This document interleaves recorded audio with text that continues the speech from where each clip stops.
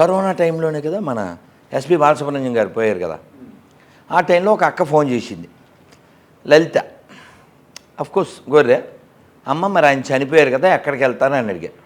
అసలు మొహమాటలు లేకుండా ఆయన మా పాటలు కూడా కొన్ని పాడారు కాబట్టి ఇప్పుడు వెయిటింగ్ హాల్లో ఉంటారు. వెయిటింగ్ హాల్లో ఉంటాడు. నాకు తెలియదు, ఆవిడని అడుగు. నువ్వు గొర్రెలు అంటారని ఎందుకు అంటావు ఆన్సర్ చెప్తేనే మళ్ళీ. అంటే మీరు ఒకరిద్దరిని పర్టికులర్గా పట్టుకొని మతంలో కాదు చర్చి అలా లేదు కదా, హోల్సేల్ నాన్న చర్చ నాదంతా హోల్సేల్, నో రిటైల్. అట్లా అందరిని అనడం కరెక్ట్ కాదు కదా. ఇప్పుడు లేనిది అన్నానా? సరే, అందరూ అనడం వేరు, మీరు అనడం వేరు కదా. నేను లేనిది అన్నానా? అంటే సాధారణంగా మీలాంటి వాళ్ళు కాకుండా నాలాంటి వాళ్ళు లేకపోతే ఇంకోలో మాట్లాడితేనేమో దానికి అర్థం పర్థం ఉంటుంది. అటువంటిది మీరు 10 మందికి మంచి చెప్పేవాళ్ళు మీరు గొర్రెలతోనూ లేకపోతే వీపీ గాను ఇట్లా పోల్చడం ఎంతవరకు కరెక్ట్? ఎప్పుడు నేను మాట్లాడుతున్నానా నువ్వు మాట్లాడుతున్నావా అన్నది కాదు.